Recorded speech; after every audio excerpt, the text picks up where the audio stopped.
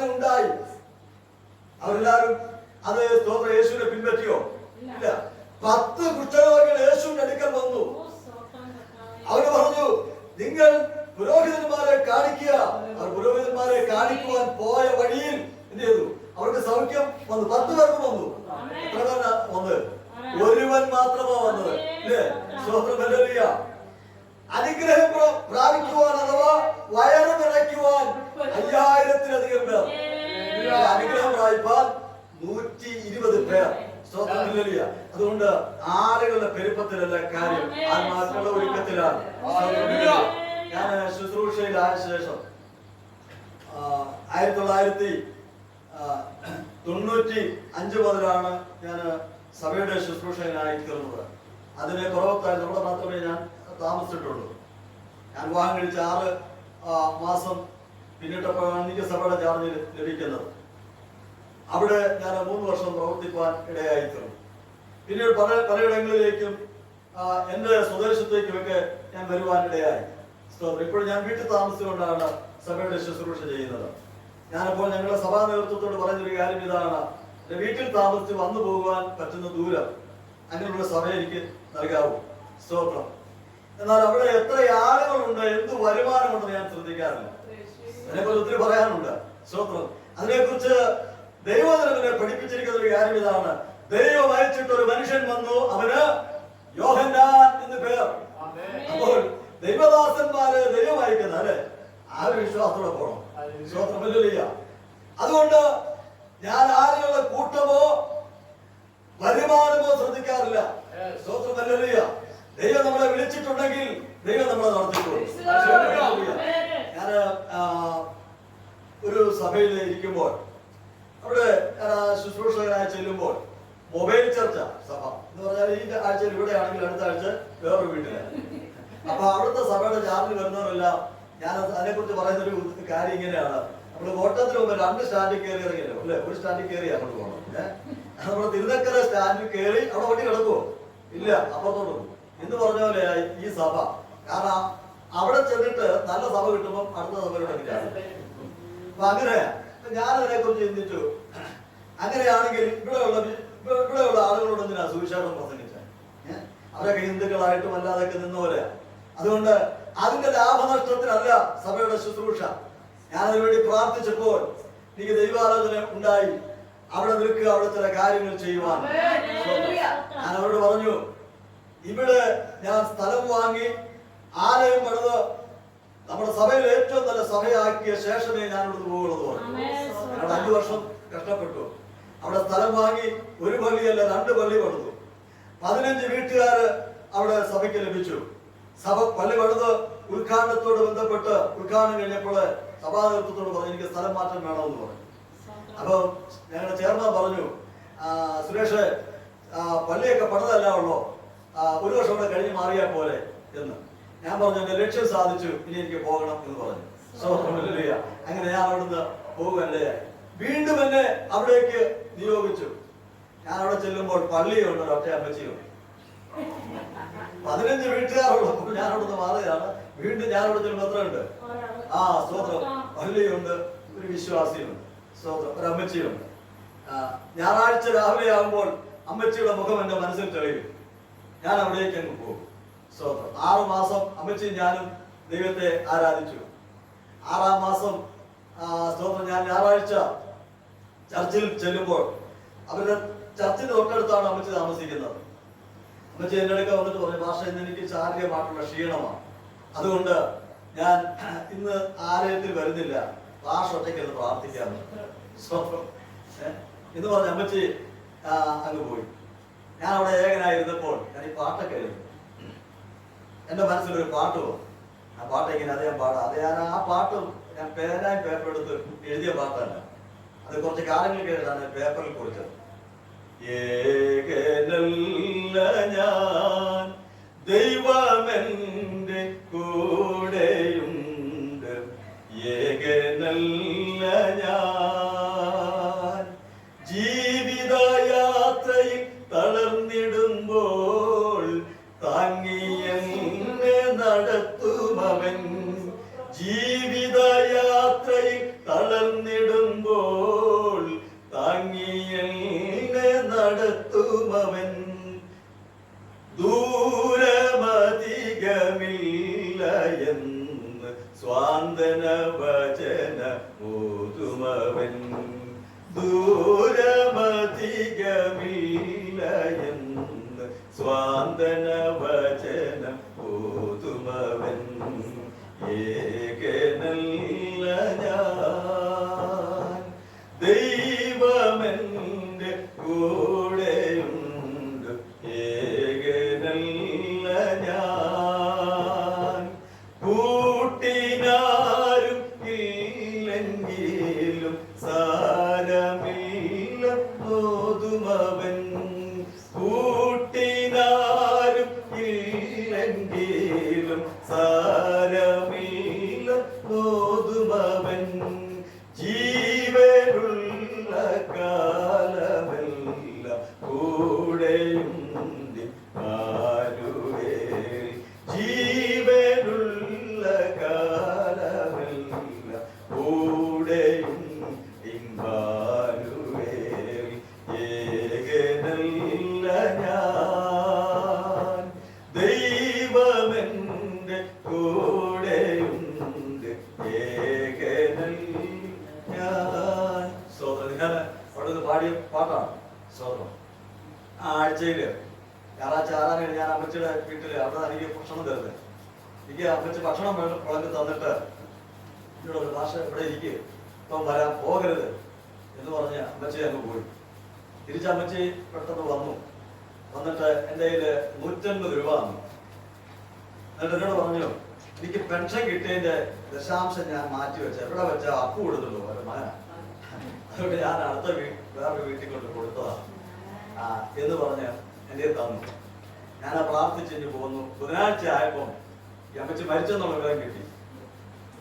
പിന്നെ ഞാനും പള്ളിയും മാത്രം ശേഷിച്ചു. സ്തോത്രം. അപ്പോൾ ഞാൻ അവിടെ നിന്ന് പ്രസംഗിക്കുക. അമ്മച്ചി മരിച്ചു കഴിഞ്ഞപ്പോൾ പിന്നെ ഈ അപ്പു എന്ന് പറഞ്ഞ മകൻ സഭയെ വന്നു. അദ്ദേഹം സഭയെക്കാരനായിരുന്നു. സ്ഥലത്ത് പുറത്താക്കി, എനിക്ക് ശുശ്രൂഷ പുറത്താക്കിയത് അദ്ദേഹം വന്നു. അപ്പൊ അദ്ദേഹത്തിന്റെ സ്വഭാവം ഞാൻ അങ്ങോട്ട് പ്രസംഗിക്കും, പുള്ളി അത് തന്നെ എന്നോട് തിരിച്ചു പ്രസംഗിക്കും. അങ്ങനെയാ. അപ്പോ അത് അങ്ങനെ ഞാൻ പ്രസംഗിച്ചിരിക്കുമ്പോ ഇദ്ദേഹം പലരോടും ഇങ്ങനെ കടം മേടിക്കും, കൊടുക്കുകയാണ്. അപ്പൊ ബ്ലേഡുകാരുടെ തലവട്ടം കണ്ടപ്പോ ഇതിലെ ഇറങ്ങി ആളുണ്ടെങ്കിലും ഞാനങ്ങ് പ്രസംഗിക്കും. ഞാൻ പ്രസംഗത്തിന്റെ മൂർധന്യാവസ്ഥ നിൽക്കുക. ഇറങ്ങിപ്പോയപ്പോൾ എനിക്ക് പ്രസംഗം നിർത്താൻ പറ്റും. ഞാൻ പിന്നെയും പ്രസംഗിക്കും. അപ്പോ ആശീർവാദം പറയാറായപ്പോ പുള്ളി കയറും. എന്നോടൊരാൾ ചോദിച്ചു, ആളില്ലാത്ത പള്ളി ഭാഷ ആരോടാണ് പ്രസംഗിക്കുന്നത്?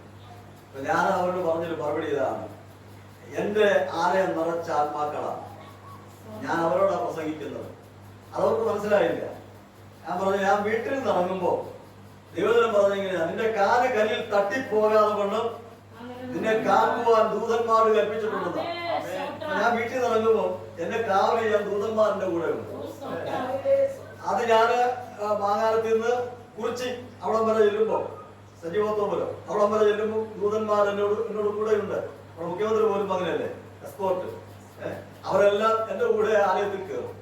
പിന്നെ ഞാൻ അവിടെ വരുമ്പോൾ കർത്താവിന് സാന്നിധ്യം അവിടെ ഉണ്ട്. അപ്പൊ കർത്താവിന്റെ കൂടെ കുറച്ച് ദൂതന്മാരുണ്ട്. ആലയം നിറച്ച ആത്മാക്കളാണ്. ഞാൻ ആത്മാക്കളോട് ശുശ്രൂഷിക്കുന്നത്. പ്രിയപ്പെട്ടവരെ, ഞാനത് ചുരുക്കി പറയുക. സ്തോത്രം. മാതാ മരിച്ച ശേഷം എന്നോട് പറഞ്ഞു, ഇനി എന്തിനാ അവിടെ പോകണം? ഞാൻ പറഞ്ഞു, ഞാനിത് 2ാം വട്ടം വന്നതാ, എന്റെ ഇഷ്ടപ്രകാരം വന്നതല്ല. എന്റെ മനസ്സിൽ അപ്പോൾ വന്ന വചനമാണ്, ദൈവം അയച്ചിട്ട് ഒരു മനുഷ്യൻ വന്നു, അവന് യോഹന്നാൻ ദൈവത്താൽ അയക്കപ്പെടുന്നത്. ഇന്ന് ആ ചർച്ച് ആളുകളെ കൊണ്ട് നിറഞ്ഞ് വളരെ മെച്ചമായി നിൽക്കുന്നു. സ്തോത്രം. ഹല്ലേലൂയ. അതുകൊണ്ട് ആത്മാക്കളെ ഉടയവനാരാണ്? നമ്മുടെ കർത്താവ്. സ്തോത്രം. ഹല്ലേലൂയ.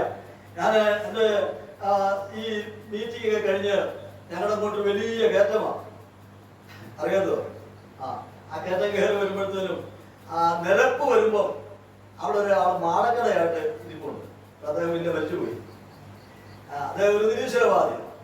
ഞാൻ അദ്ദേഹത്തിന് പുസ്തകമൊക്കെ വായിക്കാൻ കൊടുക്കും. ഇതൊക്കെ വായിച്ചിട്ട് അദ്ദേഹം എന്നോട് അത് വെച്ച് തർക്കിക്കുക. അപ്പൊ ഞാൻ ഈ കയറ്റം കയറി വന്നപ്പോൾ ഒരാശ്വാസത്തിന് അദ്ദേഹമായിട്ട് വർത്താനം പറഞ്ഞ് ഇവിടെ നിൽക്കും. അപ്പൊ ഞാനിവിടെ ഈ സുവിശേഷങ്ങളുടെ കഷ്ടപ്പാടൊക്കെ പറഞ്ഞപ്പോ എന്നോട് അദ്ദേഹം ചോദിക്കുക, ഇന്നാ പിടിച്ചോന്ന് പറഞ്ഞത് ആരെങ്കിലും തല വെച്ചതെന്നാണോ? സ്വതന്ത്രം ഇന്നാ പിടിച്ചോന്ന് പറഞ്ഞത് ആരും തല വെച്ചതെന്നല്ലല്ലോ, ഇത് നിങ്ങൾ ഏറ്റണല്ലേ? എനിക്കവിടെ മറുപടി ഉണ്ടായില്ല. ഞാനത് വളരെ ചിന്തിച്ചു.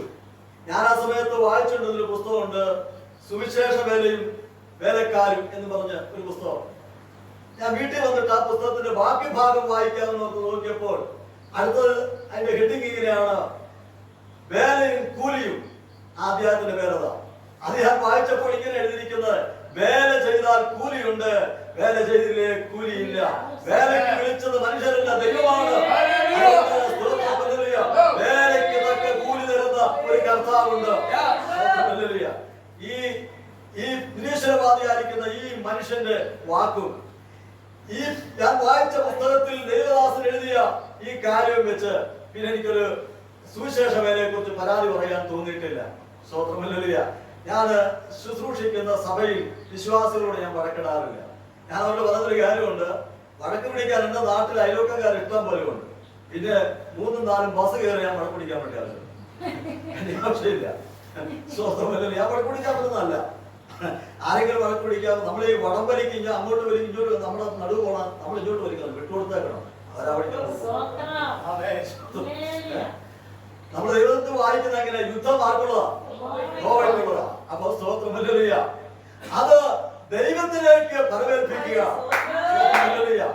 ദൈവം അത് കൈകാര്യം ചെയ്തു. അതൊക്കെ പറയുമ്പോൾ ഒത്തിരി കാര്യങ്ങൾ എന്റെ മനസ്സിലേക്ക് വരുന്നുണ്ട്. ഞാൻ പ്രസംഗത്തിലേക്ക് കടന്നിട്ടില്ല. സ്തോത്രമല്ലേലൂയ. ഞാൻ ഇങ്ങോട്ട് പോകുന്നപ്പോൾ ഞാൻ എന്ത് പ്രസംഗിക്കും, ഞാനതായിട്ട് എനിക്ക് പ്രസംഗത്തിലൊരു പ്രത്യേകത എന്റെ ഒരു സ്വഭാവമാണ്. പ്രസംഗക്കുറിപ്പുകളൊന്നുമില്ല. അങ്ങനെ ഞാൻ അവിടെ ചെല്ലുമ്പോൾ സ്തോത്രം ഞാൻ പ്രസംഗിച്ചൊന്ന് തുടങ്ങുകയാണ്.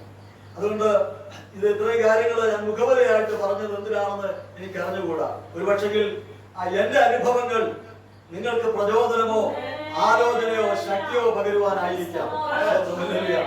അതുകൊണ്ട് ദൈവത്താൽ നാം വിളിക്കപ്പെട്ടിരിക്കുന്നു. സ്തോത്രം. ദൈവത്താൽ നാം തെരഞ്ഞെടുക്കപ്പെട്ടിരിക്കുന്നു. സ്തോത്രം. ഹല്ലേലൂയ. മരണപര്യന്തം അവൻ നമ്മെ പുലർത്തുവാൻ വിശ്വസ്തനാണ്. കർത്താവ് പറഞ്ഞു, സ്തോത്രം എന്താണ്? ഞാനൊരു സമാധാനം നിങ്ങൾക്ക് തരുന്ന ലോകത്തെന്ന പോലെ അല്ല. സ്തോത്രം. ഹല്ലേലൂയ. സകല ബുദ്ധിയെയും കവിയുന്ന ദൈവ സമാധാനം കർത്താവിന്റെ കാര്യങ്ങളിലുണ്ട്. അത് നമ്മുടെ ഉള്ളങ്ങളിൽ കർത്താവ് തരും. എന്റെ വിശ്വാസ ജീവിതത്തിൽ എനിക്ക് ഏറ്റവും സന്തോഷകരമായിരിക്കുന്ന കാര്യം സ്വസ്ഥതയും സമാധാനം ഉണ്ടായിരിക്കാന്നുള്ളത്. സ്തോത്രം. ഹല്ലേലൂയ. അതുകൊണ്ട് ഞാൻ ശുശ്രൂഷിക്കുന്ന ഇടങ്ങളിൽ അല്ലാതെയുള്ള വ്യക്തിപരമായ ജീവിതത്തിൽ ഞാൻ അതിനുവേണ്ടിയാണ് ദൈവത്തോട് കൂടുതൽ പ്രാർത്ഥിക്കുന്നത്. സ്തോത്രം. അതുകൊണ്ട് ഞാൻ പറഞ്ഞത് എന്താന്ന് ചോദിച്ചാല്, സ്തോത്രം. ഹല്ലേലൂയ. വലിയ ഒരു ആൾക്കൂട്ടം ഞാൻ മുൻകൂടെ കണ്ടിട്ടുണ്ട്. ഞാൻ അത്രത്തോളം ഇല്ല. എന്നാൽ നിരാശപ്പെടേണ്ട ആവശ്യം ഇല്ല. സ്തോത്രം. ഹല്ലേലൂയ. ആളുകൾ ചുരുക്കമാണെങ്കിലും ഉള്ളവരെന്താണ്? സ്തോത്രം. നമ്മുടെ നാട്ടുഭാഷ പറയാൻ ചുവടുള്ളവര്, അതാ എന്റെ ശരി ഇല്ലേ? സ്തോത്രം. ഞാൻ ഇപ്പോൾ ഇരിക്കുന്ന സഭയില് ആളുകൾ ഉണ്ടായിരുന്ന സഭയാണ് ചെറിയനാട്. ഇപ്പോൾ ആള് വളരെ ചുരുക്കമാണ്. ഞാൻ എല്ലാ ആഴ്ചയിലും ചെന്ന് കസേരയെല്ലാം നിർത്തിയിട്ടേ കസേരയുടെ ചുറ്റും ഇങ്ങനെ 7 പ്രാവശ്യം ഇങ്ങനെ വട്ടം ചുറ്റി പ്രാർത്ഥിക്കും. ആത്മാക്കൾക്ക് ഓരോ കസേരത്തോട്ട് ഒരമ്മച്ച് സഭയിൽ വന്നു. ആ അമ്മച്ച് വന്ന് സാക്ഷ്യം പറഞ്ഞപ്പോൾ വിശ്വാസികളെല്ലാം പേടിച്ചു വരാം. ഇപ്പം വിശ്വാസികളൊന്നും ആ അമ്മച്ചി നമ്മുടെ സഭയിൽ വേണ്ട. കാരണം എന്താന്ന് ചോദിച്ചാല്, ഈ അമ്മച്ചിയുടെ ഭർത്താവ് ഒരാളെ കൊന്നിട്ട് ജയിലിൽ കിടക്കുക, ജീവനെന്ന തടവ് ശിക്ഷയായിട്ട് ജയിലിൽ കിടക്കുക. അപ്പം ആ 3 ആമക്കൾ, അപ്പൊ ഇവരെല്ലാം പേടിച്ചു പോയി. എന്താണ്, ഭർത്താവ് ജയിലിൽ കിടക്കുകയാണ്, 3 ആമക്കളാണ്. അപ്പൊ സഭയിൽ ഇതുപോലൊക്കെ ഉണ്ടാവുമോ? അപ്പൊ ഞാൻ പറഞ്ഞത്, സ്തോത്രം. ഹല്ലേലൂയ. ആത്മാക്കളെ നൽകുന്നത് നമ്മുടെ കർത്താവാണ്. സ്തോത്രം. നമ്മുടെ ചിന്തയ്ക്കായിട്ട് വേദഭാഗം വായിക്കാം. ലൂക്കോസിന്റെ സുവിശേഷം, മത്തായി സുവിശേഷം 6-ാം അധ്യായം.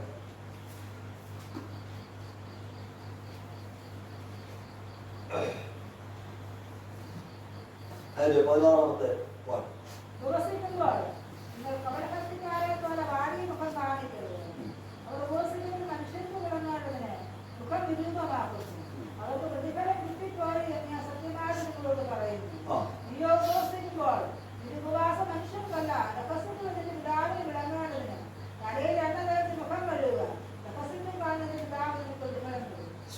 ദൈവവചനങ്ങളാൽ നമ്മെ അനുഗ്രഹിക്കട്ടെ.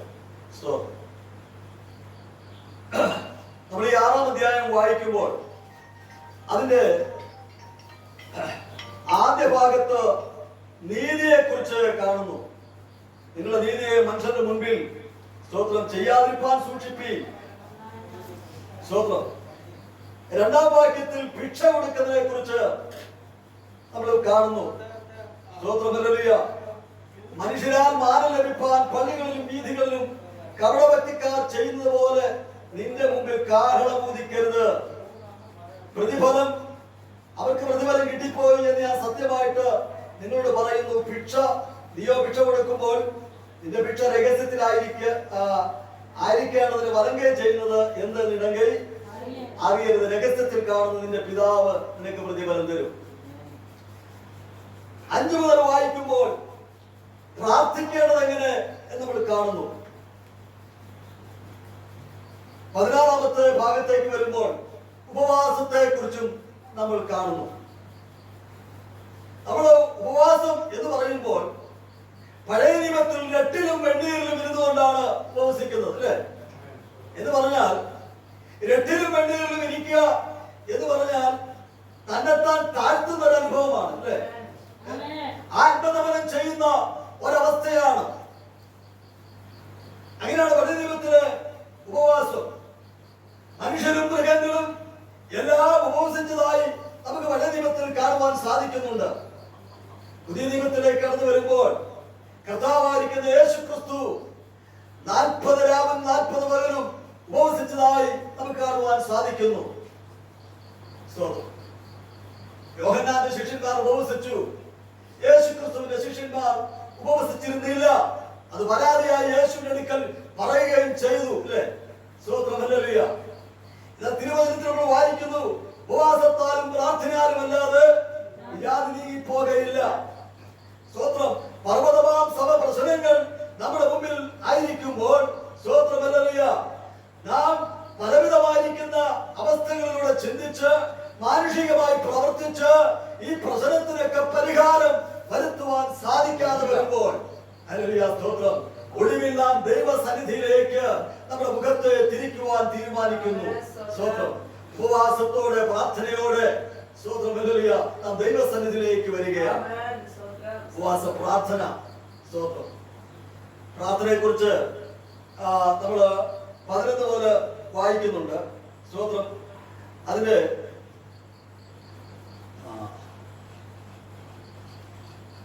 6-ാം അധ്യായം 5 മുതൽ പ്രാർത്ഥനയെ കുറിച്ച് നമ്മൾ വായിക്കുന്നുണ്ട്. സ്തോത്രം.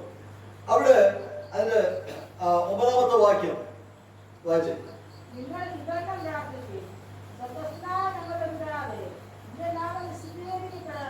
സ്തോത്രം. അത് ഓരോന്നും പ്രസംഗിക്കാനുള്ള വലിയ വിഷയമാണ്. പക്ഷെ അവിടേക്കാണ് ഞാൻ പോകുന്നത്. പ്രാർത്ഥിക്കുമ്പോൾ കർത്താവ് പഠിപ്പിക്കുകയാണ്, സ്വർഗസ്ഥനായ ഞങ്ങളുടെ പിതാവേ, അല്ലേ? സ്വർഗസ്ഥനായ ഞങ്ങളുടെ പിതാവേ. ഈ പിതാവ് എന്ന് വിളിക്കുവാൻ ഉള്ള കാരണം എന്താണ്? നമ്മൾ പഴയ നിയമത്തിലേക്ക് പോകുമ്പോൾ പഴയ നിയമ ഭക്തന്മാര് ഇങ്ങനെ പ്രാർത്ഥിച്ചത്, അബ്രഹാമിന്റെയും ഇസ്ഹാക്കിന്റെയും യാക്കോബിന്റെയും ദൈവമേ. നമുക്ക് പ്രാർത്ഥിക്കാൻ പറ്റുമോ? ഇല്ല. ആ ഒരു പാരമ്പര്യം നമുക്കില്ല, അല്ലെ? സ്തോത്രം. ഹല്ലേലൂയ. ഇങ്ങനെയാണ് പ്രാർത്ഥിച്ചിരുന്നത്. 90-ാം സങ്കീർത്തനത്തിലേക്ക് നമ്മൾ വരുമ്പോൾ, സ്തോത്രം, അവിടെ നമുക്ക് കാണുവാൻ സാധിക്കുന്നത് ഇങ്ങനെയാണ്, കർത്താവേ നീ തലമുറ തലമുറയായി ഞങ്ങളുടെ സങ്കേതമാകുന്നു, ഭൂമിയെയും ഭൂമണ്ഡലങ്ങളെയും നിർമ്മിച്ചതിന് മുൻപേ നീ അനാദിയായി ശാശ്വതമായ ദൈവമാകുന്നു. സ്തോത്രം. അപ്പോൾ അബ്രഹാം, ഇസ്ഹാക്ക്, യാക്കോബ് എന്നുള്ള പേര് പറയുന്നില്ല. അതെന്താണ്? തലമുറ തലമുറയായി നീ ഞങ്ങളുടെ സങ്കേതമാണ്. അങ്ങനെ പറയുക. പുതിയ നിയമത്തിലേക്ക് വരുമ്പോൾ യേശു ക്രിസ്തു അത് പിന്നെയും ചുരുക്കിയിട്ട് പറയുകയാണ്, സ്വർഗസ്ഥനായ. സ്തോത്രം. കുറച്ചേറെ പാരമ്പര്യം പറയല്ല, അത് നേരെ പറയുക. സ്തോത്രം. ദൈവസന്നിധിയിൽ നാം വന്നിട്ട് എന്താ? സ്തോത്രം, ദൈവത്തെ പിതാവേ, അപ്പ എന്ന് വിളിക്കാണ്. അത് സ്തോത്രം അവകാശം തന്നിരിക്കുക. എന്റെ മൂത്ത മോള് അവിടെ ചെറുതായിരിക്കുമ്പോൾ, ഇപ്പോൾ വലുതായി, ചെറുതായിരിക്കുമ്പോൾ സ്തോത്രം, ഞാൻ തിണ്ണയിൽ ഇങ്ങനെ എന്റെ മടിയിലിരുത്തി ഞാനിങ്ങനെ ഇരിക്കുക. വിമാനം ആകാശത്തൂടെ പോകുന്ന ഒച്ച കേട്ട് ഞാൻ ഇവിടെ കാണിക്കാനായിട്ട് ഇവിടെ എളിയിലെടുത്ത് വെളിയിലിറങ്ങി. ഞാൻ ചൂണ്ടിക്കാണിച്ചു. അവിടെ ഇങ്ങനെ നോക്കിയ എന്നോട് പറയാ, അച്ഛേ നമുക്കൊരു ഒരു വിമാനം മേടിക്കാം. എനിക്കൊരു സൈക്കിള് പോലും മേടിക്കാൻ നിവൃത്തിയില്ല. എന്നോടാ പറഞ്ഞു വിമാനം മേടിക്കാറ്. അവൾക്കത് അറിയേണ്ട കാര്യമില്ല. കാരണം അത് പറയേണ്ടത് ആരോടാ? അപ്പനോടാ. സ്തോത്രം. ഞാൻ അപ്പനായതുകൊണ്ട് എന്റെ നിവൃത്തിയോ നമുക്ക് അറിയേണ്ട കാര്യമില്ല. അവള് പറയുക നമുക്കൊരു വിമാനം മേടിക്കാം. ഞാൻ പറഞ്ഞു മേടിക്കാമെന്ന് പറഞ്ഞു. സ്തോത്രം. കാരണം നമ്മുടെ അവകാശമാ അല്ലേ? സ്തോത്രം. പ്രിയപ്പെട്ടവര്, നമ്മുടെ അവസ്ഥകൾ, നമ്മുടെ ആവശ്യങ്ങൾ, ഇതെല്ലാം നാം നമ്മുടെ സ്വർഗീയ പിതാവിനോട് പറയാം. സ്തോത്രം. എന്താ? നീ യാചിക്കും മുമ്പ് നിങ്ങൾക്ക് ആവശ്യമെന്ന് ആ സ്വർഗീയ പിതാവ് അറിയുന്നു. അറിയുന്ന പിന്നെ എന്താ പ്രാർത്ഥിക്കുന്നത്? പ്രാർത്ഥിക്കേണ്ട ആവശ്യമുണ്ടോ? പ്രാർത്ഥിക്കണം. കാരണം ഇതൊരു പിതൃപുത്ര ബന്ധമാണ് അല്ലേ? സ്തോത്രം.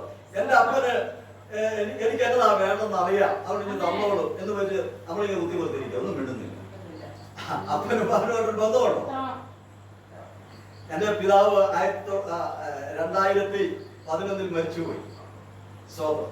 എന്റെ പിതാവ് മരിക്കുവോളം ഞാൻ ഏറ്റവും കൂടുതൽ സംസാരിച്ച എന്റെ പിതാവിനോടാണ്. ഞാൻ ഇതിലേ പോയാലും ഞാൻ വിവാഹം കഴിച്ചെനിക്ക് 3 പെൺമക്കളുണ്ട്. എനിക്ക് ഭാര്യയും മക്കളും ഉണ്ടെങ്കിലും ഞാൻ എവിടെയെങ്കിലും പോയിട്ട് വന്നിട്ട് എന്റെ പിതാവിനൊക്കെ പോയി സംസാരിക്കും. അത് കണ്ടതും കേട്ടതും എല്ലാം ഞാൻ പറയും. പച്ചാനോട് പറയും നീ പോയിട്ടില്ല കാര്യമൊന്നുമില്ല, നമ്മൾ ഓടിച്ചു കൊടുക്കും. പക്ഷെ ഞാൻ അങ്ങനെയായിരുന്നു. എല്ലാവരും എന്ന് പറയുന്നൊരു രീതി ഉണ്ടായിരുന്നു.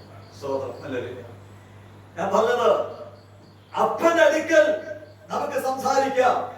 അത് നമ്മുടെ ബന്ധമാണ് അല്ലേ? സ്തോത്രം. അതുകൊണ്ട് യേശു പ്രാർത്ഥന പഠിപ്പിച്ചപ്പോൾ ശിഷ്യന്മാർ പറയുക, അവരെ പരിചയപ്പെടുത്തുക, ദൈവം നിങ്ങളുടെ പിതാവാണ്. സ്വർഗസ്ഥനായ ഞങ്ങളുടെ പിതാവ്. ഇത് നമ്മൾ പ്രാർത്ഥിക്കുന്നില്ല. പ്രാർത്ഥിച്ച കുഴപ്പമുണ്ടോ എന്ന് ചോദിച്ചാൽ കുഴപ്പമില്ല അല്ലേ?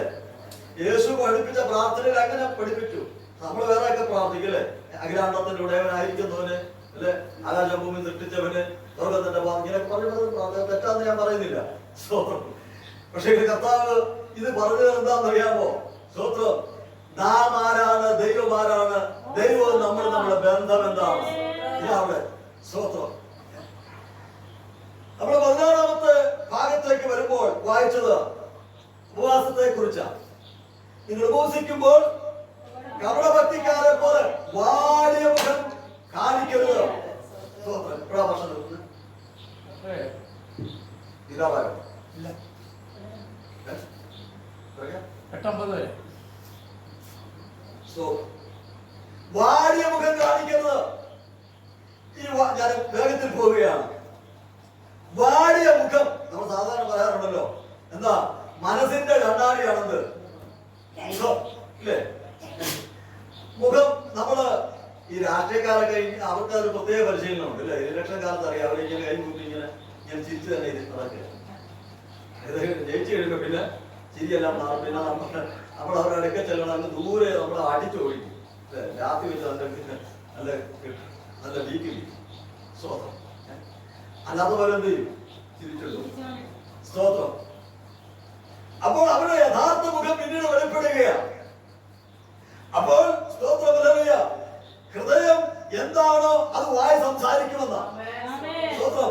ഹൃദയം നിറഞ്ഞു കവിയുന്നതല്ലോ വായി സംസാരിക്കുന്നത്. സ്തോത്രം. അപ്പോൾ മനസ്സിന്റെ കണ്ണാടിയാണ് മുഖം. നിന്റെ മനസ്സിന് പ്രയാസമുണ്ടെങ്കിൽ, നിന്റെ മനസ്സിന് ചിന്താകുലമുണ്ടെങ്കിൽ, സ്തോത്രം, പ്രതികാരമുണ്ടെങ്കിൽ, കോപമുണ്ടെങ്കിൽ, സ്തോത്രം, നിന്റെ മുഖത്തത് പ്രതിഫലിക്കും. സ്തോത്രം. ഉൽപ്പത്തി പുസ്തകം വായിക്കുമ്പോൾ അതിന്റെ 4-ാം അധ്യായം, ഉൽപ്പത്തി അറിയാത്ത ഭാഗമാണ്. അതില് 5-6 വായിച്ചു. അവന്റെ വഴിപാടിനും പ്രസാദിച്ചില്ല. അവന് ഏറ്റവും കോപമുണ്ടായി, അവന്റെ മുഖം വാടി. എന്നാൽ യഹോവ കയനോട്, നീ കോപിക്കുന്നത് എന്ത്? നിന്റെ മുഖം വാടുന്നത് എന്ത്? നീ നന്മ ചെയ്യുന്നുവെങ്കിൽ പ്രസാദമുണ്ടായില്ലയോ? നീ നന്മ ചെയ്യുന്നില്ലെങ്കിലോ പാപം വാതിൽക്കൽ കിടക്കുന്നു. നിന്റെ ആഗ്രഹം നിഗ്രഹിക്കുമാകുന്നു. അതിന്റെ ആഗ്രഹം നിന്നോടാകുന്നു. കീഴടക്കണം സഹോദരന്മാരല്ലേ കായലും ഹാബേലും രണ്ടുപേരും യാഗമർപ്പിക്കാൻ പോയി, ആരാധിക്കാൻ പോയി. സ്തോത്രം. ഹാബേലിന്റെ യാഗത്തിൽ ദൈവം പ്രസാദിച്ചു, കായന്റെ യാഗത്തിലോ പ്രസാദിച്ചില്ല. അവര് കോപമുണ്ടായെന്ന. ഇന്ന് സഭകളിൽ ചെന്നാൽ നമുക്ക് കാണാൻ സാധിക്കും, ഒരാളൊരു പാട്ട് ഇച്ചിരി കൂടുതൽ പാടിയ ഞങ്ങൾക്ക് ഇഷ്ടമല്ല അല്ലേ. ചൂടി പാടിയ പിടിക്കുക, അവിടെ വലിയ പാട്ടുകാരെ കഴിക്കും അല്ലേ. ഞാൻ ചർച്ചയിൽ ഇരിക്കുമ്പോൾ ഒരു അമ്മച്ചി സാക്ഷി പറഞ്ഞ് വേറെ ആൾക്ക് പിടിച്ചില്ല, പേന വെച്ച് എറിഞ്ഞു പുറകിൽ. അപ്പൊ അമ്മച്ചി പുറകോട്ട് നോക്കിയിട്ട് പറയുക, ഒരു വൃക്ഷത്തിൽ ഒരു ഫലമുണ്ട്, കയറി പറിക്കണം, എറിഞ്ഞു മാറ്റണം. ഇതൊക്കെ ചർച്ചകളിൽ നടക്കുന്ന കാര്യങ്ങളാണ്. സ്തോത്രം. കയറി പറിക്കണം, എറിഞ്ഞു മാറ്റണം. സ്തോത്രം. ഞാൻ പറഞ്ഞത് സ്തോത്രം, ഒരാള് സ്തോത്രം പാടുന്നത് പ്രസംഗിക്കുന്നത് ഇഷ്ടപ്പെടാത്തവരുണ്ട്. ഞാൻ ഇറുബേൽ സഭയില് മുമ്പ് ഇറുബേത്തായിരുന്നു, നല്ല ചർച്ചയാണ്, കുറച്ച് ആളുകളൊക്കെ ഉണ്ട്, അവിടുത്തെ വിശ്വാസികളെല്ലാം ആക്റ്റീവാണ്. സ്തോത്രം. അവിടെ 2 അപ്പച്ചന്മാരുണ്ടായിരുന്നു, 2 പേർക്കും പ്രസംഗിക്കണം. എനിക്കൊരു സ്വഭാവമുണ്ട്, മറ്റു ഭാഷമാരെ പോലെയല്ല, വിശ്വാസികൾക്ക് പ്രസംഗിക്കാൻ താല്പര്യമാണ്, ഞാൻ അവർക്ക് കൊടുക്കും. അതിനകത്ത് ഞാൻ തമാശ പറഞ്ഞത് ഇങ്ങനെയാ, ഏതൊക്കെയാണ് തോത്രാഴ്ച എനിക്കാണെന്ന്. അത് കുറച്ച് ഞാൻ അറിയാൻ മതിയല്ലോ. നമ്മളിവിടെ 365 വർഷം എത്ര വർഷങ്ങളായി പ്രസംഗിക്കാൻ തുടങ്ങി. ഞങ്ങൾക്ക് എത്ര പ്രസംഗിച്ചാലും പ്രസംഗക്കൊതി തീരുക. ഞങ്ങളോട് ഒരു അപ്പച്ചൻ പറഞ്ഞത്, ലോകത്തിലെ 2 പ്രധാനപ്പെട്ട വേദനയാണ്, ഒന്ന് പ്രസവ വേദന, 2 പ്രസംഗ വേദന. ജെസിയുടെ അപ്പനില്ലേ, അതാ ജെസി ജോൺ. ഞാൻ പറഞ്ഞതാ, ലോകത്തിൽ 2 വേദനയാവുള്ളൂ, ഒന്ന് പ്രസംഗ വേദന, 2 പ്രസവ വേദന. ഈ കഴിഞ്ഞ ആഴ്ചയിൽ ഒരു ശവടക്കിനെ സംബന്ധിച്ചിട്ട് ഒരാൾ മുഖം വീർത്ത് നിൽക്കുക. ഞാൻ ചോദിച്ചു, അദ്ദേഹം പരാതി പറഞ്ഞുകൊണ്ടിരിക്കുക, എന്നോടും വന്ന് പറഞ്ഞു. ഞാൻ ചോദിച്ചാൽ എന്നാ, എനിക്ക് പ്രസംഗിക്കാൻ സമയം തന്നില്ല, അവിടെ ബെഞ്ച വീട്ടിൽ. അപ്പൊ ശവം അടക്കി. ഞാൻ പറഞ്ഞു പ്രസംഗിച്ചോളാം പറഞ്ഞു. അത് എന്റെ ഒരു അഭിപ്രായമാണ്. ഈ മരിച്ച വീട്ടില് പ്രസംഗിക്കാൻ അവസരം കിട്ടാതെ ഒത്തിരി പേരും നിരാശരായിട്ടുണ്ട് അല്ലേ. ചിലപ്പോൾ പ്രാർത്ഥന കേട്ടാതെ വെളിപ്പെടും. കാരണം വെച്ചാൽ അവർ പ്രസംഗിക്കില്ല, കണ്ണടച്ചെന്ന് പ്രസംഗിക്കുക. കാരണം പ്രസംഗിക്കാൻ അവസരം കിട്ടിയില്ല, എന്റെ ഭാഷ ഇങ്ങനെ അങ്ങ് തീർത്തേക്കില്ല അല്ലേ. ഒത്തിരി വാക്യവും ദുർവാക്യവും ഒത്തുവാക്യമൊക്കെ കൂട്ടി നിങ്ങൾ ശ്രദ്ധിച്ചാൽ മനസ്സിലാവും. അപ്പം ഞാനതിനെ കുറിച്ച് പറഞ്ഞൊരു കാര്യമുണ്ട്, ഈ ആശ്വാസവചനങ്ങൾ. ആർക്കാ ആശ്വാസം? ഒരു ആശ്വാസം ചത്തവനാ, കാരണം അവനിത് കേൾക്കണം, അവന്റെ ആശ്വാസം. 2ാമത്തെ ആശ്വാസം പ്രസംഗിക്കുന്നവന്, അവന്റെ പാണ്ഡിത്യവും വലിപ്പവും അല്ല അവിടെ പറഞ്ഞതാണ്. അല്ലെങ്കിൽ ഇത്രയും കിടന്ന് വിഷമിക്കേണ്ട കാര്യമില്ല. എല്ലാവരും ഒരേ കാര്യം പറയുന്നത്, ആവർത്തിച്ച് ഒരേ കാര്യങ്ങളാണ് പറയുന്നത്. സ്തോത്രം. പിതാ പടങ്ങിയിരിക്കുക, എനിക്ക് സമയം തന്നില്ല. അപ്പൊ ഞാൻ പറഞ്ഞു, ഇനി ആളൊന്നും പോയിട്ടില്ല, പ്രസംഗിക്കാവല്ലോ, ഇനി നമ്മൾ പ്രസംഗിച്ചോളാം പറഞ്ഞു. ഞാൻ പറഞ്ഞതെന്ന് വെച്ചാല്, അങ്ങനെയുള്ളവർക്ക് വേണ്ടി ഈ അടക്കം കഴിഞ്ഞിട്ട് ആ ചവക്കോട്ടല്ലോ അല്ലെ വീട്ടിൽ ചെന്നൊരു യോഗം നടത്തിയേക്കാം. സ്തോത്രം. ഞാനീ പറഞ്ഞത് 2 അപ്പച്ചന്മാരുണ്ട്, 2 പേർക്കും പ്രസംഗിക്കണം, 2 പേർക്കും ഞാൻ അവസരം കൊടുക്കും. പക്ഷെ ഇതെന്താ പറയുന്നുള്ളത് എനിക്കൊരു പിടുത്തം കിട്ടില്ല, വിശ്വാസം മനസ്സിലാക്കി. അവരങ്ങോട്ടും ഇങ്ങോട്ടും കുത്തി പ്രസംഗം കൂടെ. ഒത്തുവാക്കിയുള്ള പുസ്തകമുണ്ട് അല്ലേ, കുത്തുവാക്കിയുള്ള പുസ്തകമുണ്ടോ? കുത്തി പ്രസംഗിക്കാറുണ്ട് അല്ലേ. സ്തോത്രം. ഞാൻ പറഞ്ഞത് ഇതെല്ലാം മുഖത്ത് വെളിപ്പെടും. സ്തോത്രം. ആരാധനയിലും ഇങ്ങനെയുള്ളവരുണ്ട്. സ്തോത്രം. ദൈവം കായിനെ വിളിച്ചിട്ട് പറയുകയാണ്, കായിനെ നിന്റെ മുഖം വാടുന്നതെന്ത്? സ്തോത്രം. നീ നന്മ ചെയ്യുന്നുവെങ്കിൽ പ്രസാദം ഉണ്ടാകയില്ലയോ, തിന്മ ചെയ്യുന്നുവെങ്കിലോ പാപം നിന്റെ വാതിക്കൽ കിടക്കുന്നു, അതിന്റെ ആഗ്രഹം നിന്നോടാകുന്നു, നീയോ അതിനെ കീഴടക്കണം. നമ്മുടെ ഉപവാസ പ്രാർത്ഥന ഒക്കെ നടത്തുമ്പോ ഈ വീടിന്റെ ഒക്കെ വാതിക്ക് പട്ടി ഉരുണ്ട് കിടക്കുന്ന പോലെ ചെറുത്താൻ കിടക്കണം. അതെന്താ പറയാ, നീ അവിടെ നിന്ന് ഉള്ളിക്ക് അന്യപാട് പറഞ്ഞു, നീ ഇങ്ങോട്ട് ഇറങ്ങി വരുമല്ലോ. അപ്പൊ അകത്ത് അന്യപാട് പറഞ്ഞാൽ പുറത്തെന്താ തോന്നിയ പാട് പറയുക. ആളുകൾ ചോദിക്കുക, അയ്യോ ഇവരാണോ പള്ളിക്കകത്താ കിടന്ന് ഒച്ച അന്യപാട് പറഞ്ഞത്? ഇത് തന്നെ ഉൽപ്പത്തി പുസ്തകം എഴുതിയിരിക്കുന്നത്. പാപത്തിന്റെ വാതിക്കൽ കിടക്കുന്നു, അതിന്റെ ആഗ്രഹം നിന്നോടാകുന്നു, നീയോ അതിനെ കീഴടക്കണമെന്നാ. പിശാച് നമ്മള് ചിലപ്പോ കാണാം, ഈ ചക്കപ്പഴത്തിന്റെ അല്ലെ പഴുത്ത ചക്കട ഇങ്ങനെ ഈച്ചയാക്കുന്നതാണ്. വെറുതെ പറഞ്ഞ ഈ വിശ്വാസികളെ കിട്ടുക പിശാച് കൂടുതൽ അല്ലേ. കാരണം ഇവനെ എങ്ങനെ ഇവന്റെ അകത്തൊന്ന് തുറന്നു കയറാന്ന് അവൻ ചിന്തിച്ചോണ്ടിരിക്കുന്നത്. അതുകൊണ്ടാണ് ദൈവം പറയുന്നത്, അതിന്റെ ആഗ്രഹം നിന്നോടാകുന്നു, നീയോ അതിനെ കീഴടക്കണം. യേശുവിനെ പിശാച് പരീക്ഷിച്ചിട്ട് ആ സ്തോത്രം കർത്താവ് അവനെ ശാസിച്ചു വിട്ടു. നമ്മളോട് വായിക്കുന്നത് എങ്ങനെയാണ്? അല്പകാലത്തേക്ക് വിട്ടുപോയത് അല്ലേ? അങ്ങനല്ലേ എന്ന് പറയാൻ. പിന്നെ ഈ കാക്ക എറിഞ്ഞു ഓടിക്കുന്നത്, നിങ്ങൾ കാക്ക എറിഞ്ഞിട്ടുണ്ടോ? നമ്മള് കല്ലെടുത്ത് ഓങ്ങിയാ കാക്ക പോകുമോ? ഇല്ല, അല്ല പരീക്ഷിച്ചോ. ഇപ്പൊ കാക്കയുടെ എണ്ണം കുറഞ്ഞു. ആ കല്ലെടുത്ത് ഓങ്ങിയാ കാക്ക പോവുകയല്ല. കയ്യിൽ നിന്ന് കല്ലെപ്പം വിടും, അപ്പോഴേ കാക്ക കുറഞ്ഞു. അവിടെ ദൂരെ പോകില്ല, അടുത്ത കമ്പേലോട്ട് ചാടിയിരിക്കും. പിന്നെ എന്ത് ചെയ്യും? താനാന്ന് വെച്ച് വരും. അപ്പൊ ഞാൻ പറഞ്ഞത്, യേശുവിനെ പരീക്ഷിച്ച സാത്താനെ കുറിച്ച് എഴുതിയിരിക്കുന്നെങ്കിൽ അല്പകാലത്തേക്ക് വിട്ടുപോയെന്നോ. സ്തോത്രമല്ലേലൂയ എന്ന് പറയാൻ വീണ്ടും വരുമെന്ന്. അതുകൊണ്ടാണ് വീണ്ടും വന്നതുകൊണ്ടാണ് യേശു പറഞ്ഞത്, ശിഷ്യന്മാരെ നോക്കിയിട്ട് പറഞ്ഞത് ആ സ്തോത്രം. ഒരിക്കൽ പത്രോസിനെ ഇങ്ങനെ വിളിച്ചു, പോ സാത്താനെ, അല്ലേ? വിളിച്ചില്ലേ? അത് പിന്നെ അവന്റെ നേരത്തുള്ള കയറി വന്നു. പിന്നെ യൂദായെ കുറിച്ച് പറഞ്ഞു, സാത്താൻ നിങ്ങളുടെ ഇടയിലുണ്ടോ? അപ്പൊ ഞാൻ പറഞ്ഞത്, സ്തോത്രം പ്രിയപ്പെട്ടവര്, പിശാച് പുറത്ത് വാതിക്കലുണ്ട്. അവസരം കിട്ടിയാൽ അവനെന്താ അകത്തും കയറും. അതുകൊണ്ട് ദൈവം പറയുകയാണ്, പാപം വാതിക്കൽ കിടക്കുന്നു, നീയോ അതിന് കീഴടക്കണം. ഞാൻ പ്രവർത്ത സഭയുടെ ഞാനിരിക്കുമ്പോൾ ഒരു കുട്ടാച്ചേട്ടനുണ്ടായിരുന്നു. പാട്ടുകൾ എഴുതും, കവിതകൾ എഴുതും. നക്സൽ പ്രവർത്തകർ രക്ഷിക്കപ്പെട്ടു വന്ന അദ്ദേഹം ഇതിന്റെ പാട്ട് ഞാൻ പാടാം. പാപമേ നീ എന്റെ പാതയിൽ നിന്നും മാറിക്കിടക്കണം, പാപമേ നീ എന്റെ പാതയിൽ നിന്നും മാറിക്കിടക്കണം. ചേറ്റിൽ കളിക്കുന്ന പന്നിയല്ല ഞാൻ, മേട്ടിൽ വസിക്കുന്ന ആടാണ്. ചേറ്റിൽ കളിക്കുന്ന പന്നിയല്ല ഞാൻ, മേട്ടിൽ വസിക്കുന്ന ആടാണ്. പാപമേ നീ എന്നെ തീണ്ടുവാൻ വന്നാൽ തോണ്ടിയെറിയും ഞാൻ, പാപമേ നീ എന്നെ തീണ്ടുവാൻ വന്നാൽ തോണ്ടിയെറിയും ഞാൻ.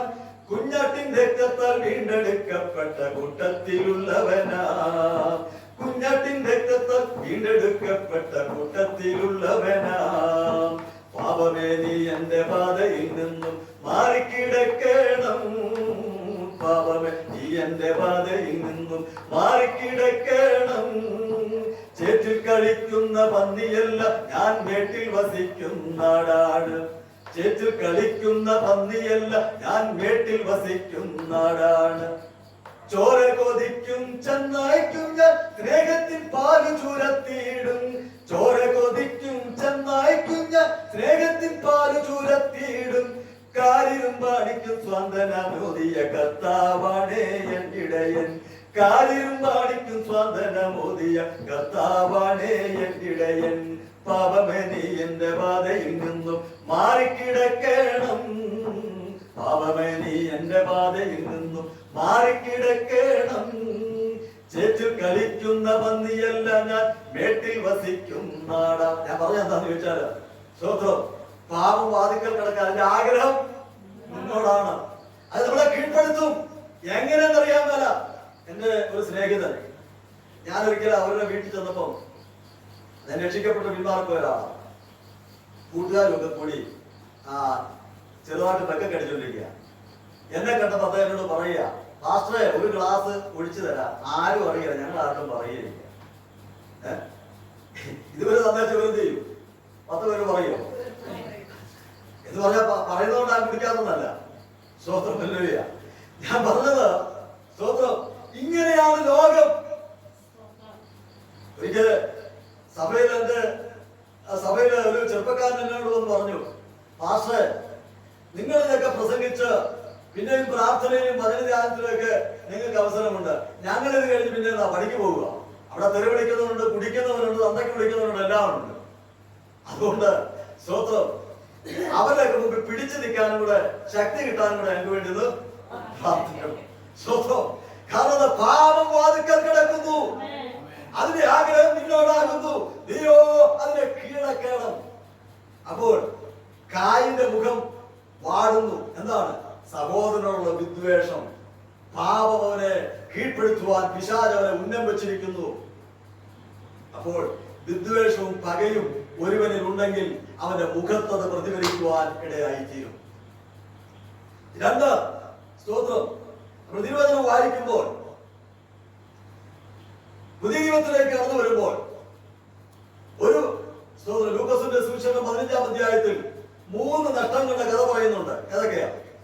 നഷ്ടപ്പെട്ട ദ്രഹ്മ, നഷ്ടപ്പെട്ട ആട്, നഷ്ടപ്പെട്ട മകൻ. അല്ലേ? ഞാൻ ചുരുക്കി പറയുക. ഈ നഷ്ടപ്പെട്ട മകൻ അവന്റെ മടങ്ങി വരവിന് വേണ്ടി ആ പിതാവ് കാത്തിരിക്കുക. സ്തോത്രം. ഈ മകൻ വന്നപ്പോൾ ഈ പിതാവ് എന്ത് ചെയ്തു? ആ സ്തോത്രം, അവന് വേതനമായ വസ്ത്രം കൊടുത്തു, ചെരുപ്പ് കൊടുത്തു, കാളക്കുട്ടിയെ അറുത്ത് അവിടെ വലിയ സദ്യ ഒരുക്കി ഉത്സവ പ്രതീതിയാണ്. സഹോദരൻ വന്നപ്പോ അവനിത് പിടിച്ചോ? അവൻ ചോദിക്കുക, ഈ ഉത്സവത്തിന്റെ കാര്യം എന്താ? അപ്പൊ പറഞ്ഞു, നിന്റെ സഹോദരൻ, നഷ്ടപ്പെട്ട സഹോദരൻ മടങ്ങി വന്നിരിക്കുന്നു. അപ്പൊ ഇവനത് ഇഷ്ടപ്പെട്ടില്ല. അവൻ പറഞ്ഞതാ, ഞാൻ അപ്പനോട് കൂടെ ഇരുന്നു, ഞാനെങ്ങും പോയില്ല, ദൂർത്തടിച്ചില്ല, എനിക്ക് വേണ്ടി ഇതുപോലൊന്നും ചെയ്തില്ലല്ലോ. സ്വന്തം ചിലര് സഭയിലേക്ക് രക്ഷിക്കപ്പെട്ടു വരുന്നത് ഇഷ്ടപ്പെടാത്തവരുണ്ട് അല്ലേ? ഞാൻ പറഞ്ഞില്ല, എന്റെ സഭയില് കൊലപാതകയുടെ ഭാര്യ വന്നപ്പോൾ സഭയിലുള്ളവർക്ക് പേടി, അവര് വേണമെന്നാ പറയുന്നത്. സ്തോത്രമില്ല. നമ്മൾ പാടുന്നുണ്ട്, എന്താ? പാപികളെ തേടി വന്ന യേശു രക്ഷകൻ. കർത്താവ് പാപികളെ തേടി വന്നതാണ്. അതുകൊണ്ട് ഒരു മാനസാന്തരപ്പെട്ടു, മാനസാന്തരത്തിന് വേണ്ടി നാം പ്രാർത്ഥിച്ച് മാനസാന്തരപ്പെട്ടു സഭയിൽ വരുമ്പോൾ നാം അവനെ ഉൾക്കൊള്ളണം. ഇവിടെ സഹോദരൻ ഇഷ്ടപ്പെട്ടില്ല. സ്തോത്രം. അവന്റെ മുഖം വാടി. നമ്മൾ തിരുവചനത്തിൽ ഇങ്ങനെ വായിക്കുന്നു, സഹോദര പ്രീതി നിലനിൽക്കട്ടെ. നമുക്ക് സഹോദരന്മാരുടെ സ്നേഹമുള്ളവരായിരിക്കണം. ഈ മുൻപൊക്കെ എങ്ങനെയാണെന്ന് ചോദിച്ചാല് ആരാധന കഴിഞ്ഞ് തമ്മിൽ കൈ കൊടുക്കുകയും വിശേഷങ്ങളൊക്കെ ചോദിക്കുകയൊക്കെ ചെയ്യും അല്ലേ? അപ്പൊ അങ്ങനെയൊക്കെ സഭകളിൽ ഇല്ലെന്നാണ് ഒരു ധാരണ. ആശീർവാദം പറയുന്നതിന് മുമ്പ് വെളിയിൽ ചാടുന്നവർ ഇല്ലേ? പിന്നെ ചിലരെ സംബന്ധിച്ച് വരുന്നതിന് കൃത്യത ഒന്നുമില്ല, പോകുന്നതിന് ഭയങ്കര കൃത്യത വേണം ഇല്ലേ? 10 മണിക്ക് ആരാധന തുടങ്ങുകയാണ്, 11 വന്നാലും അവന് എന്ത് ചെയ്യണം? 1 മണിക്ക് നിർത്തുന്ന അന്നാണ് നിർത്തിയില്ലെങ്കിൽ അവന്റെ വിധം മാറും. സ്തോത്രം. അപ്പൊ ആരംഭത്തെക്കാൾ അവസാനം നല്ലതെന്ന് ചിന്തിക്കുന്നവനാവൻ. അവന് പോകാനത് ആശീർവാദം പറഞ്ഞതിന് മുമ്പ് അവൻ വെളിച്ചാടിയിരിക്കും. സ്തോത്രം. ഇങ്ങനെയുള്ളവരൊക്കെ സഭയിലുണ്ട്. ഞാൻ പറഞ്ഞത്, സ്തോത്രം, തമ്മിൽ ഒന്ന് കൈകൊടുത്ത് വിശേഷങ്ങളൊക്കെ അന്വേഷിച്ച് സന്തോഷമായി പിരിയണം. സഭയിൽ വന്നിട്ടിരിക്കുന്നവർ വരാതിരിക്കുമ്പോൾ അന്വേഷിക്കുന്ന രീതി മുമ്പുണ്ടല്ലേ? ഇപ്പൊ അങ്ങനെ ഒരു അന്വേഷണം ഉണ്ടോ? ഞാനൊരു സഭയിൽ നിന്നപ്പോഴത്തേനും ആളുകളൊക്കെ കുറഞ്ഞു വന്നപ്പം ഒരാള് പറയുക, ഒരപ്പച്ചൻ പറഞ്ഞ കാര്യ, ആങ്ങളൊക്കെ പോയതുകൊണ്ട് കാല് നീട്ടിയിരിക്കാമെന്ന്. എന്റെ പുള്ളിയായിട്ട് ചേർത്ത് പറയാ, ഉരുക്കള് കുറവായിരുന്ന തൊഴുത്ത് വൃത്തിയായിരിക്കും. അപ്പൊ അവിടെ പോകുന്ന സന്തോഷമുള്ളവരുണ്ട് അല്ലേ? അപ്പൊ പ്രിയപ്പെട്ടവര്, മുമ്പ് ഒരാൾ വന്നില്ലെങ്കിൽ അവർ അന്വേഷിക്കുന്ന രീതി ഉണ്ടായിരുന്നല്ലേ? അവനെ കണ്ടില്ല, നാം പോയത് സന്തോഷം നീന്തിക്കുക. സ്തോത്രം. സഹോദര പ്രീതി നിലനിൽക്കട്ടെ. സ്തോത്രം. നാം സ്നേഹിക്കുന്നവർ സ്നേഹമുള്ളവരായിരിക്കണം, അല്ലെങ്കിൽ എന്താ മുഖത്തിന് വാട്ടമുണ്ടാകും. സ്തോത്രം. സഹോദര സ്നേഹമില്ലാകിയാൽ ഈ മകൻ പരാതി പറയുകയാണ്, അവന്റെ മുഖം വാടുകയാണ്. സ്തോത്രം. എന്നാൽ നമ്മുടെ മുഖം അങ്ങനെ ആയിരിക്കരുത്. കർത്താവ് പറയുകയാണ്, നിങ്ങൾ ഉപവസിക്കുമ്പോൾ കപട ഭക്തിക്കാരെ പോലെ വാടിയ മുഖം കാണിക്കരുത്. വാടിയ മുഖം പ്രസന്നമാകുന്നത് എപ്പോഴാണ്? നിറഞ്ഞ വിശ്വാസമുള്ളപ്പോൾ, സന്തോഷമുള്ളപ്പോൾ, സ്നേഹമുള്ളപ്പോൾ, ഐക്യതയുള്ളപ്പോൾ, ഇല്ലേ? സ്വത്രം തൃപ്തിയുള്ളപ്പോൾ, സമാധാനമുള്ളപ്പോൾ നമ്മുടെ മുഖത്തത് പ്രതിഫലിക്കുവാൻ ഇടയായി തീരും. അല്ലേ? സ്വത്രമല്ല. ധാന്യവും വീഞ്ഞും ആവർത്തിച്ചപ്പോൾ അവർക്കുണ്ടായതിലും അധിക സന്തോഷം. ഞാൻ ചെറിയ പ്രായത്തിൽ ഒരു അപ്പച്ചൻ സാക്ഷി പറഞ്ഞത് ഞാൻ ഓർക്കുന്നുണ്ട്. അദ്ദേഹം സ്തോത്രം സാക്ഷ്യത്തിൽ എഴുന്നേറ്റിട്ട് പറഞ്ഞത് ഇങ്ങനെയാ, കർത്താവിന്റെ ദാസന്മാർക്ക് ഒരു അയലത്തലയ്ക്ക് പോലും മുട്ടുണ്ടാകുകയാണ്. അപ്പൊ ഞങ്ങളൊക്കെ ഇത് ശ്രദ്ധിച്ചിരിക്കുക, സാക്ഷ്യത്തിന്റെ ഇത് എന്താ പറയുന്നത്, നിങ്ങൾ ശ്രദ്ധിക്കും. അദ്ദേഹം പറഞ്ഞെന്താന്ന് ചോദിച്ചാല്, ഈ പഴയ കാലത്തൊക്കെ ഈ കപ്പ വാട്ടുകപ്പ തകർത്തുന്ന രീതിയുള്ളത് നിങ്ങൾക്ക് അറിയാമോ? ഇതുപോലെ വെള്ളത്തിലിട്ട് തിളപ്പിച്ചിട്ട് അത് വെന്ത് ചിലപ്പോൾ തേങ്ങ ഉണ്ടോ ചിരണ്ടി ഇടും, അല്ലെ ഉപ്പ് അതിന്റെ കൂട്ടത്തിൽ വല്ല എന്തെങ്കിലും ഉണക്കമീനൊക്കെ ചുട്ട് അങ്ങനെ തിന്നുന്ന രീതി. അപ്പൊ ഈ അപ്പച്ചൻ ഇത് ഭാര്യയോട് പറഞ്ഞ് തകർത്ത് തരാൻ പറയും, കറിയൊന്നുമില്ല, മീനുമില്ല.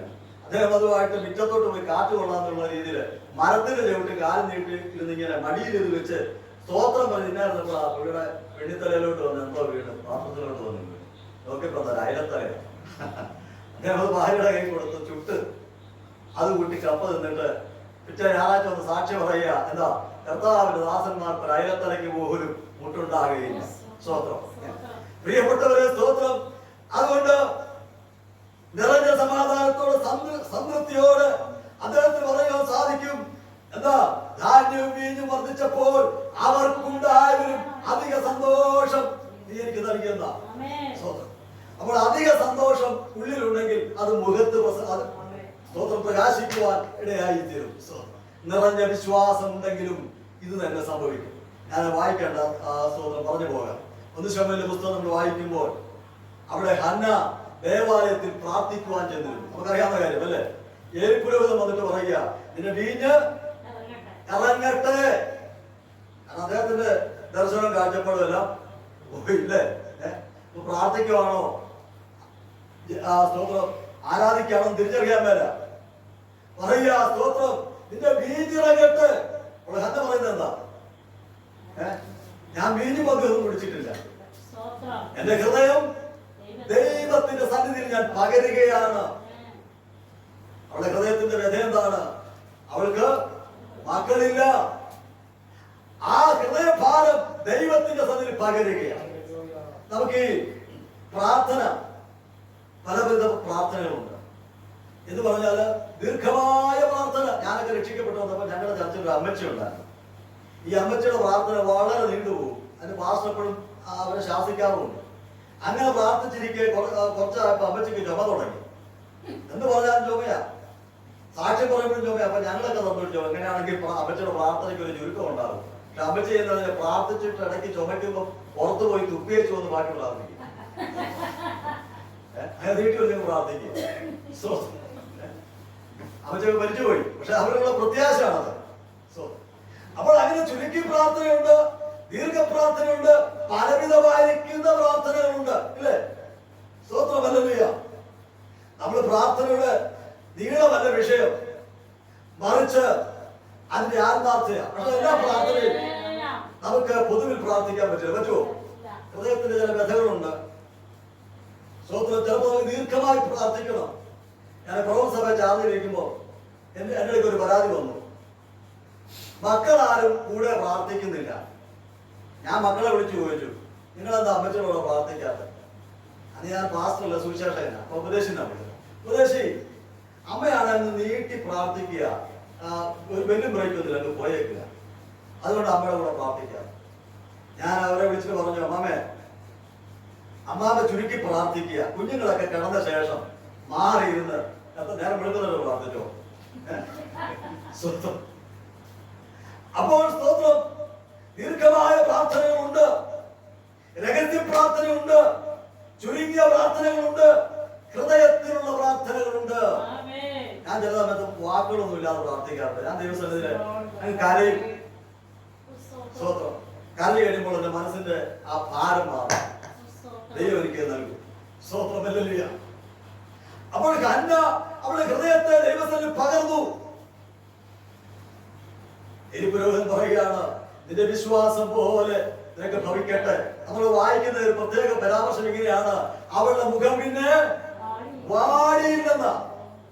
ഉപവാസപ്രാർത്ഥന കഴിഞ്ഞ് നമ്മൾ ഇറങ്ങിപ്പോകുമ്പോ ഈ പാമ്പിനെ വേരിനിടയ്ക്കൂടെ വലിച്ചിറക്കി വിട്ട പോലെ ആകരുത്. ഞാൻ എത്ര ക്ഷീണം. ഞങ്ങൾക്കൊരു 21 ദിവസം ഉപവാസമായിരുന്നു. പൊതുവെ കൂടുതൽ ശക്തിയല്ലേ. യേശു 40 ദിവസം പ്രാർത്ഥിച്ച് അവിടെ വാടി കുറഞ്ഞ് കിടക്കുമായിരുന്നു. ആണോ? യേശു 40 ദിവസമാണ് കിടന്നത്, ഇല്ലേ? ഇരുന്നത് ഉപവാസം ഇരുന്നത്. യേശു അവിടെ തളർന്ന് കിടന്നൊന്നുമില്ല. ദൂതന്മാര് അവര് ആ സ്തോത്രം ശുശ്രൂഷിപ്പാൻ വന്നു. അങ്ങനെയെങ്കിൽ നാം ദൈവസ്ഥലിൽ ഉപവസിക്കുമ്പോൾ ഇരട്ടി ശക്തിയോട്, ഇരട്ടി ബലത്തോട്, ഇരട്ടി വിശ്വാസത്തോട്, പ്രത്യാശയോട് നാം ഇവിടുന്ന് കടന്നു പോകണം. നാം പ്രാർത്ഥിച്ചത് ലഭിച്ചു എന്ന വലിയ വിശ്വാസം നമ്മിൽ ഉളവാകണം. സ്തോത്രം. അങ്ങനെ നിറഞ്ഞ വിശ്വാസത്തോടെ ഈ ഉപവാസ പ്രാർത്ഥനയിൽ നിന്ന് നിങ്ങൾ എഴുന്നേൽക്കുവാൻ ദൈവം നിങ്ങളെ ധാരാളമായി അനുഗ്രഹിക്കട്ടെ എന്ന് ആശംസിച്ചുകൊണ്ട്